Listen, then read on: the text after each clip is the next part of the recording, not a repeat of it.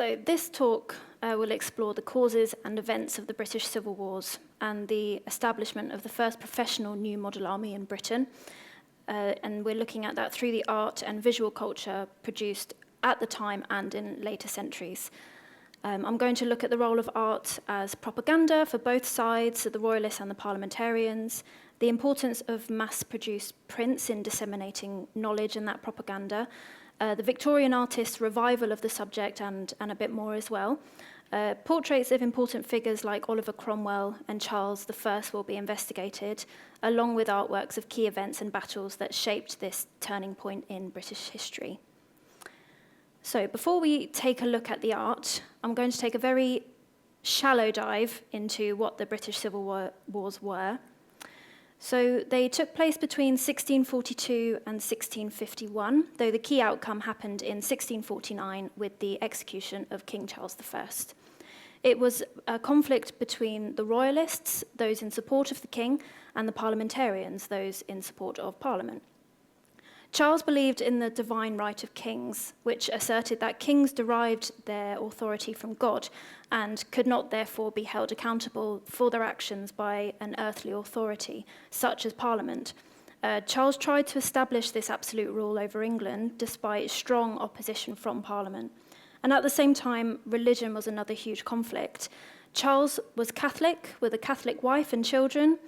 England had been a Protestant nation for a long time at this point, which led to general distrust of him as a ruler of the country. These issues sort of compounded and led to an armed conflict between the two sides, and Oliver Cromwell emerged as the leading parliamentarian commander.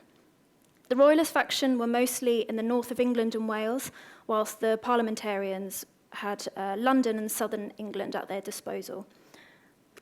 Charles fled to Oxford to try and gain more followers in that part of the country in 1644, and he assembled another parliament made up of just Royalists.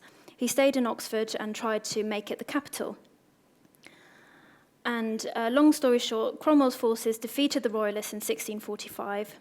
Charles was eventually captured and beheaded for treason in January of 1649. So I'll quickly talk about the new model army. There wasn't a fixed army prior to the wars. It was mainly formed of part-time local militia groups which fought in their localities. The largest and best trained were in London, which was really good for parliamentarians at the outbreak of the wars. However, this model led to issues.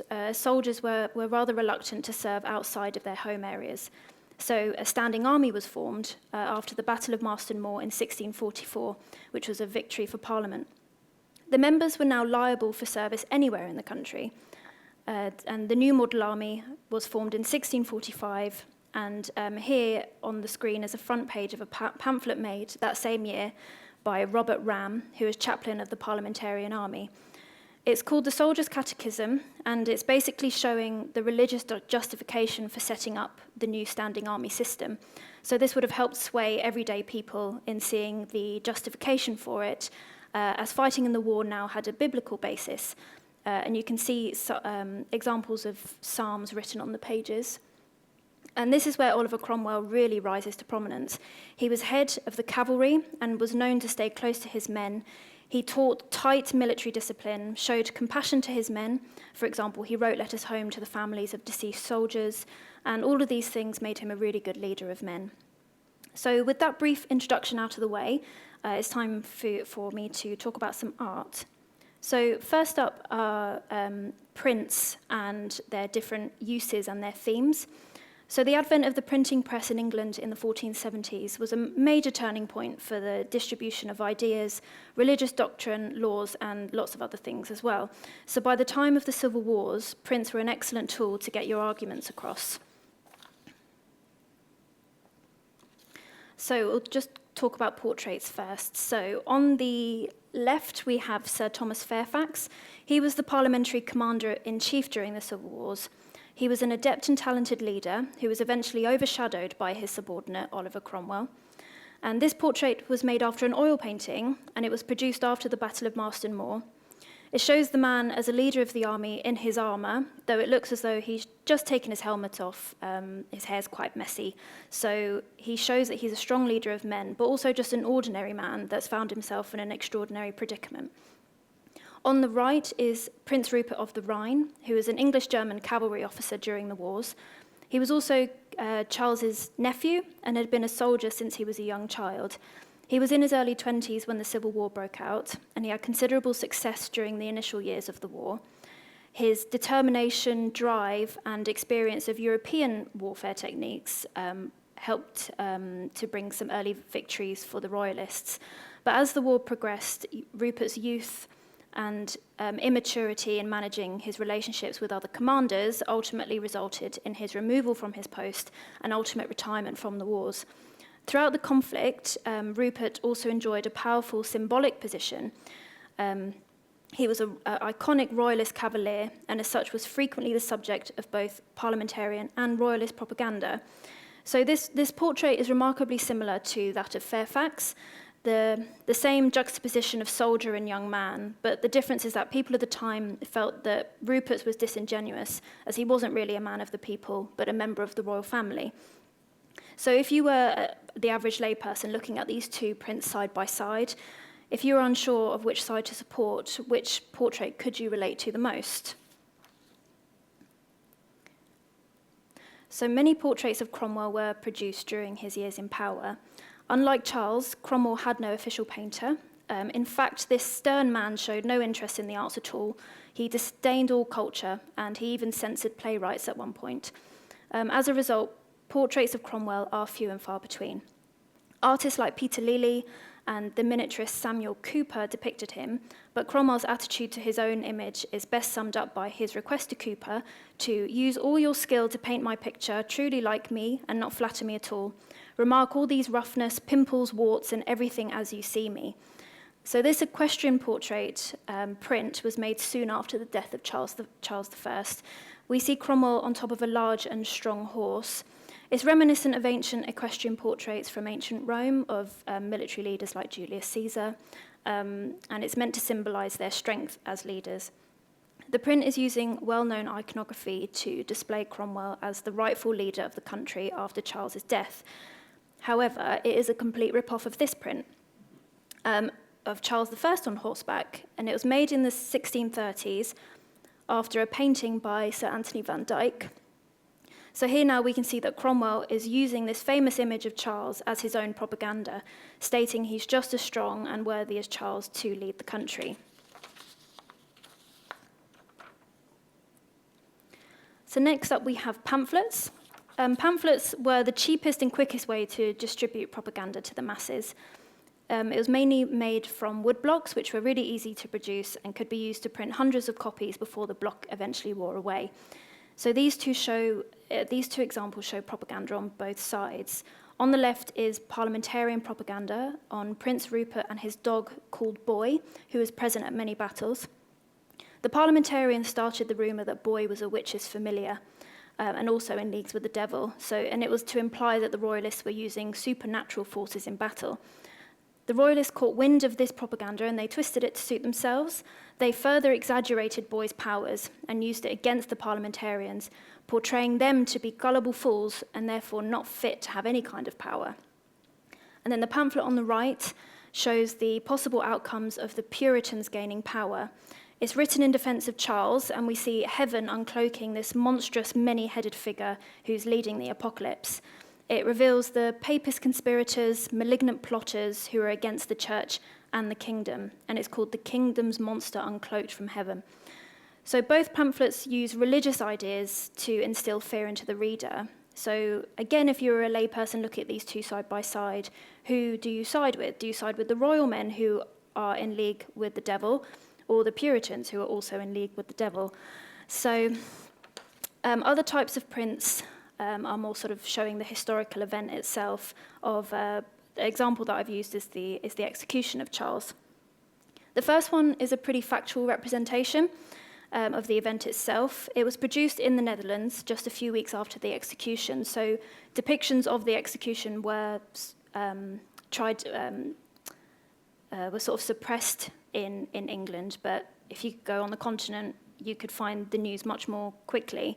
But this is likely one of the first news sources of the event outside of Britain. And then the following two are clearly propagandic responses to the event. The first displays Charles I as a martyr, and he's saying a passage from the Bible to the crowd below. The first line is, "Into thine hand I commit my spirit."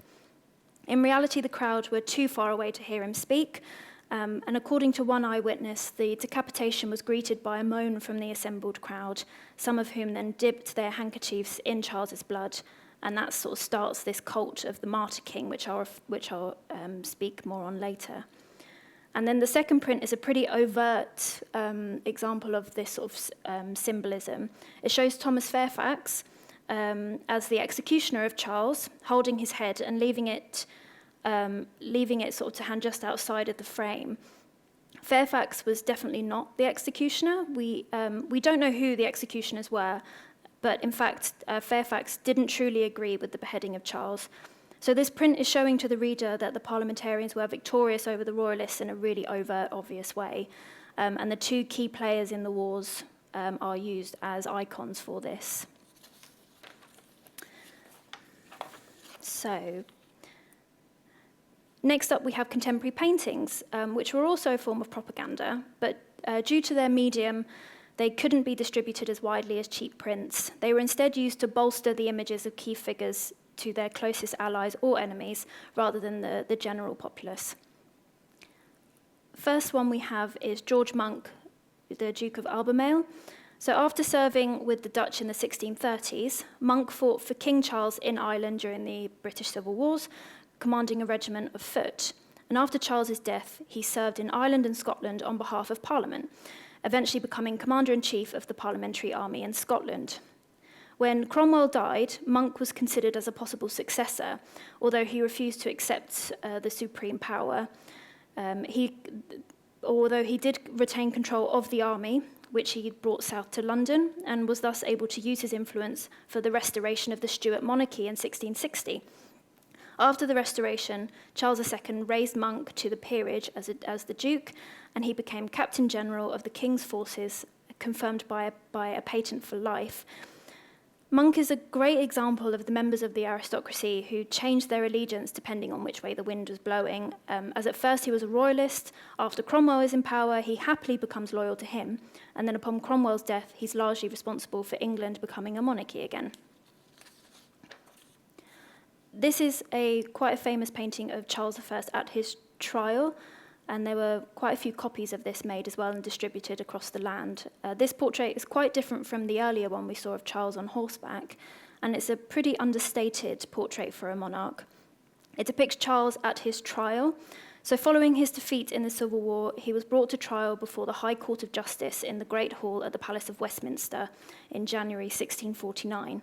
The King's first appearance was on the 20th of January, when he was received by the Sergeant-at-Arms, and he was given a crimson velvet chair, and after, this is a quote here, "After a stern looking upon the court and the people in the galleries on each side of him, he places himself in the chair, not at all removing his hat or otherwise showing the least respect to the court. The King was accused of being a tyrant, traitor, murderer, and a public and implacable enemy to the Commonwealth of England. He refused to cooperate, enter a plea, or acknowledge the legitimacy of the court. He was found guilty and was executed on the 30th of January in front of the banqueting house at Whitehall Palace." Edward Bower, one of Charles's principal portrait painters, produced this painting, and he likely made a number of drawings inside Westminster Hall, which were later worked up into this oil portrait and a few others in his studio. We know that there are two other important signed and dated versions of this work. Perhaps surprisingly, the artist was probably commissioned by Charles's opponents. One of the other versions is traditionally stated to have been painted for John Carew, who was a signatory to the King's death warrant. Despite this, Charles had not been depicted unsympathetically in this painting, and the resulting portrait conveys a sense of dignity maintained by this fallen monarch. By this stage, he'd been imprisoned in Carisbrooke Castle on the Isle of Wight for 14 months. And Boer was amongst those appointed to ride in attendance with Charles II when he made his entry into the city shortly after the restoration of the monarchy in 1660. This is one of many portraits made by Robert Walker and his circle in the first years of Cromwell's reign. Identical portraits like this one were sent all over the country to take pride of place in the country estates and manor houses of all the aristocracy. It shows Cromwell as a true leader and very king-like. He's very regal here. He's again in the medieval armour, and he's holding a baton, which was a symbol used in portraits of kings and leaders of this time. Unlike Charles, Cromwell had no official painter. So the Walker portraits were clearly inspired by poses in portraits by the Flemish artist Anthony van Dyck, and as I said earlier, he sort of drew heavily on portraits that were produced of Charles. So for someone like Cromwell, who claimed to reject the crown of England, he definitely wanted to look the part. At some point prior to this painting entering the National Army Museum's collection, it received substantial damage. There are at least 5 diagonal cuts across Cromwell's face. They're very clean cuts, possibly made by a knife or a sword. The cuts were repaired and the canvas was relined as a result. Aside from these cuts, there also appears to be serious damage to his forehead, beside the nose, under the bottom lip, and all around his chin. So at this time, it's impossible to know when or why the portraits sustained so much damage. We know that Cromwell had made many enemies before and during his rise to power. So we know that other versions of the Walker portrait had been altered in the past. There's a portrait of the parliamentarian Sir Arthur Heselrigg, which was painted over an original Cromwell portrait after the two men fell out. So as the damage to the National Army Museum's portrait is centred on and around his face, it's likely that the vandalism of the portrait was done as a passionate form of protest. This painting draws heavily from the print of the execution we saw earlier. It even includes the print of Fairfax as the executioner on the right. The painting was again made in the Netherlands by an unknown Dutch artist, but we think that's him in the bottom right corner looking at the viewer with the red coat. So he's looking at us as if to say, are you seeing this? And we can see that there's a woman that's fallen over. It does appear that the crowd are groaning, which does take from the written accounts of what happened once Charles was beheaded. And the inclusion of the 2 printed images on either side leads me to believe that this work was commissioned by someone who had knowledge or access to the original prints. The one on the left of Charles is by Wenceslas Holler, who was a renowned artist and printmaker. So his work would have been distributed all over Europe. But we don't know who commissioned this work, but it's probably somebody who wanted the painting mocked up of the execution in colour. But it shows that Britain executing their king was a huge news story on the continent as well as on home soil. So we're moving swiftly on to the 18th century with a couple of examples. So this is a pretty gruesome portrait of the dead king, juxtaposed with 3 lamenting female figures. And they personify the 3 kingdoms of England, Scotland, and Ireland.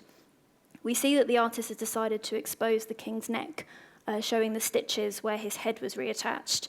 This alludes to the violent nature of his death, and adding to the theme of Charles I as a martyr king. And again, we see a symbolic portrait of Charles as a Christ-like figure in this print, and an object to be venerated. To summarise the passage on the bottom, it laments the sins of those who tormented Charles and sentenced him to death. It compares the biblical Cain and Abel story to Charles's situation. The print inspired a number of oil paintings, including this one, and the scroll on the top of the painting reads, "Corruptibilum pro incorruptible." So the words Charles spoke at his execution. He goes from a corruptible crown to an incorruptible crown. The Latin use makes it a bit more religious in nature, and so again this sort of reinforces this idea of Charles as the martyr, and it really takes hold in the century after his death. We've got some more later prints in the form of battle scenes. So the one on the right is, the one on the left is 17th century, and the one on the right is slightly later in the 18th century. The battle scenes in the 18th century are usually more imagined and idealized than the contemporary prints. They were mainly made for collectors of prints, so these sort of connoisseurs, wealthy individuals who would collect prints by old masters, and they would also make reference collections. So military history was one such reference genre that was really popular at the time. But the prints of the 17th century of battle scenes would have appealed more to those who wanted a factual, visual narrative of the conflict. For example, this bird's eye view. A bird's eye view of the print of a battle provides a top-down perspective, often showing the layout of the battlefield, the troop movements, and the overall engagement. They offer a unique perspective on past battles, allowing the viewer to understand the strategic landscape and the scale of the engagements, as opposed to the more romantic version of the two opposing forces coming together to talk before the battle, like the one on the right.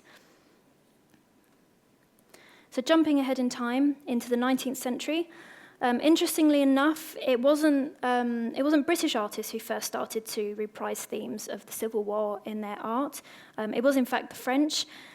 They saw many similarities with their own situation. So, of course, both nations ended up executing their monarchs. There was an interest in British history and, above all, the Civil War period, and it was stimulated by studies of the French Revolution and the meteoric career of Napoleon. Frenchmen saw the Civil War as a foreshadowing of what happened in France. In Cromwell, they saw a precursor to Napoleon, and in Charles I, a forerunner of Louis XVI. The most famous of these French artists was Paul Delaroche, and this is an example of one of his paintings. This image was a striking reminder for those with memories of recent French history of the fates of Louis XVI, Marie Antoinette, and the Dauphin. Like many of his peers, Delaroche showed a keen interest in the themes of martyrdom and usurpation, and this example shows an imaginary scene of Cromwell looking at the dead body of Charles. In the 19th century, people believed that this event really happened, and it's written as fact in contemporary history books. The Victorians were certainly interested in themes of the British Civil Wars, and at this time, Cromwell was seen as a national saviour of radical reform. The Puritans, the ideal of middle-class morality, and this made them really good and popular subjects for art. By this time, paintings were widely distributed and exhibited at the Royal Academy, for instance, and regional galleries as well. So people of all backgrounds could, in essence, see these large paintings for themselves. More works of art were produced depicting scenes with Charles I, Oliver Cromwell, and their struggle than for any other period in British history. Between 1820 and 1900, around 175 paintings appeared on the walls of the Royal Academy, connected with Charles I and his family, Oliver Cromwell, and the Civil War. There are so many wonderful examples from the Victorians, more than can be covered today, so I've just a few examples to show you. This painting is by Daniel Maclise, and it shows another imagined scene of Cromwell interviewing Charles. Charles is shown as a devout family man here. His children and his pets clearly love him. The Victorians saw similarities between Victorian Albert and Charles and Queen Henrietta Maria. They were both the couples were viewed as the ideal husband and wife domestic monarchs, and this painting captures that sentiment quite well. Victorians loved narrative paintings, so paintings which told a story but allowed the viewer to fill in the gaps. This painting is a good example. We see troopers being roused by a cavalry officer. So why are they being called? Where are they headed to? Which battle are they going to take part in? These are the sort of questions Victorian viewers, with their knowledge and interest in the British Civil Wars, would have asked of this painting. So narrative paintings evolved a little into what became known as problem pictures, where again the audience is asked to fill in the gaps of the story being told. However, there's usually a clear moral message being conveyed throughout. So this is Cromwell at the Blue Boar by Ernest Crofts, and it's a depiction of a true event this time that took place in the Blue Boar Inn in Holborn in 1647. Cromwell and his son-in-law intercepted a letter from Charles, who was then under house arrest, and then Cromwell and Henry Ireton, who disguised themselves as common soldiers, searched the royal messenger at sword point and found this incriminating letter sewn into the saddle. And you can see the saddle on the ground there in the centre. Apparently, the messenger knew nothing about the letter. The letter proved that the king intended to join forces with the Scots and put an end to the parliamentary regime. And the discovery of the plot sealed the fate of Charles, who was imprisoned after this and subsequently pronounced guilty of treason just a few months later. And this is another work, And When Did You Last See Your Father, by William Frederick Yeames. It was exhibited in 1878, and it's one of the most famous of all Victorian evocations of British past. It shows us a really agonising choice that's yet to be made by the young boy in blue. The artist wrote of the painting, "I had at the time living in my house a nephew of an innocent and truthful disposition, and it occurred to me to represent him in a situation where the child's outspokenness and unconsciousness would lead to a disastrous consequence. The picture was so celebrated that it was translated into a wax figure tableau in Madame Tussauds, and it remained there until the 1980s.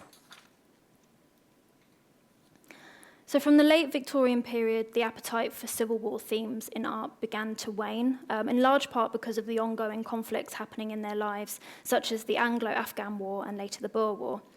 Ernest Crofts was probably the last Victorian artist to continue the trope. His last painting was produced just 7 years before the outbreak of the First World War, which changed British art forever. This painting shows the funeral procession of Charles, and again we're meant to view this in a sympathetic light. It's a cold and dreary day, the procession are weary, and many look defeated or are crying. So Charles was not given a state burial, and the Committee of Parliament refused permission for him to be buried in Westminster Abbey. So the body was taken for burial to St. George's Chapel at Windsor on the 8th of February 1649, and he was subsequently buried with Henry VIII. It's a stark contrast to the royal weddings and funerals that we're accustomed to today. So now that we're in our own time, are there still traces of the British Civil War in our current lives? And the short answer is yes. Every year, horsemen still progress along the Mile in London to commemorate the day of Charles's execution, for example. And there is a bust outside the banqueting house at Whitehall in commemoration of him. But our last art example is a contemporary art display at the Commandery in Worcester. It's a museum in the city which saw many decisive moments during the Civil Wars.